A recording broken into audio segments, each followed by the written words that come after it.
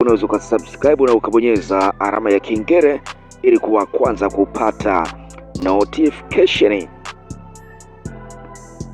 Rais wa Marekani Donald Trump ameondolewa ghafla kutoka katika hafla ya White House Correspondent, yani dina iliyofanyika katika ukumbi wa Washington Hilton Jumamosi hii usiku, kufuatia kile ambacho mamlaka zilieleza kuwa tishio la usalama lisiloelezwa wazi. Maafisa wa Secret Service na vyombo vingine vya usalama waliingia haraka ndani ya ukumbi, huku wageni wakijificha chini ya meza.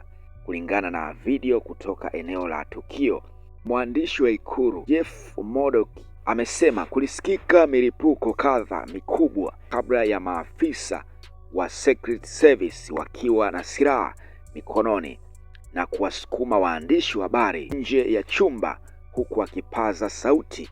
Risasi zinafyatuliwa. Mamlaka hazikutoa maelezo ya kina kuhusu tukio hilo mara moja baada ya kutokea.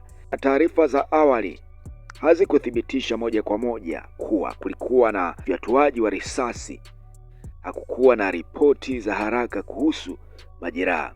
Trump aliandika kwenye mtandao wake wa Truth Social kuwa mshambuliaji tayari amekamatwa na kusifu Secret Service na vyombo vya usalama kwa kufanya kazi nzuri sana, wakichukua hatua kwa haraka na kwa ujasiri. Hiyo ilikuwa ni kauli ya Rais Donald Trump baada ya kunusurika katika tukio hilo ambalo limetokea usiku wa Jumamosi katika ikulu ya White House, mara baada tu ya taharuki kutanda jijini Washington baada ya milio risasi kusikika usiku wa leo, wakati wa dhia ya kila mwaka ya waandishi wa habari wanaoripoti ikulu ya Marekani, White House. Rais Donald Trump ameondolewa jukwani kwa haraka na kikosi cha usalama, huku yeye pamoja na mawaziri wake wote wakiripotiwa kuwa salama. Mshukiwa wa tukio hilo tayari anashikiliwa na polisi.